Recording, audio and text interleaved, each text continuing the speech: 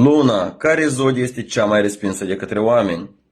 Mr. Sigma, există un semn zodiacal care nu fuge de iubire, fuge de cușcă. Un semn care nu suportă să fie prins, controlat, imitat. Lumea crede că nu vrea relații. Adevărul e mai dur. Relațiile clasice nu sunt construite pentru mintea lui.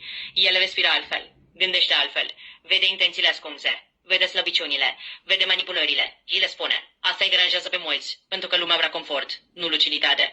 Acest semn nu joacă teatru, nu zâmbește fals, nu face pe plac. Are o intensitate care sperie, o profunzime care incomodează, o privire care te găzbeacă de măști. El nu socializează ca să fie acceptat, socializează ca să citească, să decodeze, să testeze.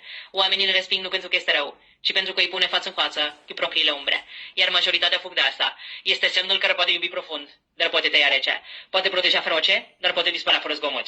Poate vedea prin oameni mai clar decât văd ei în propriile vieți.